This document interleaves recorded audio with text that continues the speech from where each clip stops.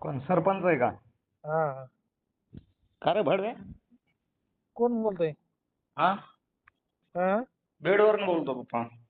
बोला ना. काय तू ते काय दिलं ते आपलं लेटर वगैरे कशाचं? शहानिशा केली का त्या ह्याची प्रकरणाची तू? तू कोण आहे भाऊ? हं? तू कोण आहे रे भाडव्या? अरे रमेश नागरगोजे बोलतो. तू काय केली कशाला का फोन तू कर? साहेबाचं आणि वाल्मिकांनाचं नाव टाकून लेटर देतो कुठं काय नको नाही बोलतो? नाही, पण तू कोण सांगणार मला? चोर आहे का? कोण आहे? हो काय गेले? हा, शिवी देतो काय तू भडगाव? तू कोण काय करणार आहे? हा, तुला ते तुम्ही शहानिशा बोलवा. केली का तू प्रकरणावर रंग द्यायला लागला जातीय? ऐक ना. हा. तुम्ही कशाचं लेटर देऊन तू कशाला मला फोन करून सांगतो? हा, चोर टाईप करून तर बेटा गाण देईन तुझी मी चोर समजायला. एक मारीन तू बहिणच्या तिथं सांगू मला. ये कुठे आहे तू? हा, तुला माहिती आहे का काय प्रकरण माहिती असतं का? काय नाही शहानिशा करून पुन्हा हे अरे टाकायचं? पण कोणी काय लेटर दिलंय? तू बोलायची पद्धत काय तुझी? तू लेटर दिलं नाही ते लेटर कुठं काय केलं तू? लेटर कुठं आहे लेटर? तुला पाठवू का? पाठव ना. आंबोऱ्याचा सरपंच आहे ना तू? हा, आंबोऱ्याचा सरपंच आहे. मातरच्यात कोणी कशाचं लेटर दिलं तू मला फोन करतो काय? तो त्या तुझे ते टाईप केलेलं आंबोरा सरपंच नंबर वगैरे तुझा लावड्या शिवाय देतो का तू? मातरच्यात हा लय लय फडफड नको करू. हा, आई घाले. तिथं येऊन तुझी गाण मारीन मस्ती येऊ नको जास्त. ऐक ना, तू मला शेट वाकड नाही करू शकत. हा, तुझी आईची गाण तुझ्या शिवाय देतो का भैंचोद तू? तू कशाला काय तू कशा तुला कोणत्या पाठवतो तू लेटर तुला ते टाईप केलेलं मी पाठवतो. मातरच्यात तुझी आईचं भोक आहे घाल्या. बोलताना विचार करायचं कोणासोबत बोलते ते. अरे भैंचोद तुझ्यासोबत बोलतो आंबोऱ्याचा सरपंच आहे ना तू? हा. हा. ऐक ना, मातरच्यात मी आंबोऱ्याचा सरपंच आहे, सागर आमले. हो, तू हो. काय शेट उपटायचे ना उपटे माझे. अरे लावड्या तसले सरपंच वगैरे मला सांगू नको तो. हा, तू पण मला थोडं सांग शहानिशा फोन करून. करून हे करावं लागतं पुन्हा नंतर हे करावं लागतं ऍक्शन घ्यावं लागते त्या गोष्टी. ऐक ना, हा. शहानिशा कशाची करायची? तू लेटर काय केलं हे मला आधी सांग. चालतं मी तुला पाठवतो पाठवल्यानंतर मला कॉल कर तू कॉल बॅक कर. हा, लावड्या मोड्याच्या तुझ्या आईचं भोक सांगून मातरच्यात बोलताना विचार करायचा.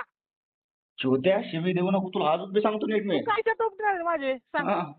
तुला माहिती आहे ना तुला आता सांगितलं तर ते येऊन गाणं मारीन चालू मी. तू काय शेट उपटणार मला जास्त बोलायला लावू नको इथं माणसामध्ये आहे मी.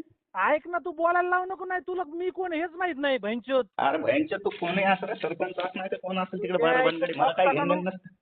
लवडे खान तुला काय करायचं चल कर तुला पाठवतो. बीडमध्ये संतोष देशमुख यांच्या हत्येचं प्रकरण सध्या जोरदार चर्चेत आहे. यामध्ये अनेक राजकीय नेत्यांचे देखील लागेबांधे असल्याचे समोर येत आहे.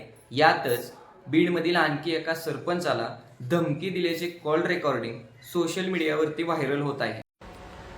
संतोष देशमुख भाऊला मी भावपूर्ण श्रद्धांजली अर्पित करते आणि मी पण मागणी करते की जसे याचे पाठीमागे कोण होते लोक त्यांच्या जे कॉल रेकॉर्डिंग चेक करा, त्यांच्या नार्को टेस्ट पण करा.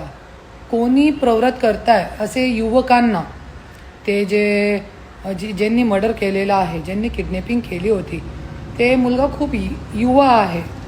तर असे युवक लोकांना कोण प्रवृत्त करत आहे, कोणते नेताच्या पाठबळ आहे हे लोकांचे पाठीमागे. आणि सगळ्यांना माहिती आहे वाल्मिक कराड कोणाच्या व्यक्ती आहे.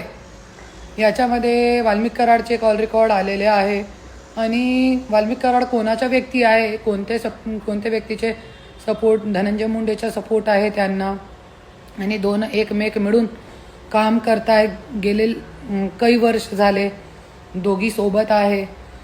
आणि असं युवकांना घाणेरडी गोष्टीसाठी प्रवृत्त करण्याचं काम हे लोक करत आहे. आणि गुंड गँग तयार करून खंडणी, मर्डर, खून खराबे, दारू विक्री असं जरी घाणेरडे काम हे लोक करत आहे, तो मी एकच बोलते, जनताला रोडवरती उतरावं लागेल.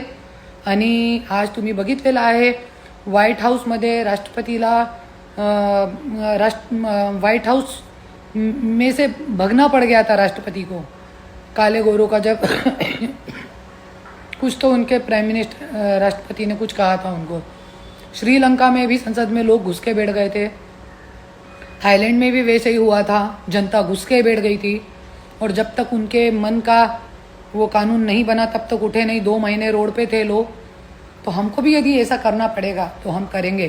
पर ये गुंडागर्दी, ये राजकीय माज चलने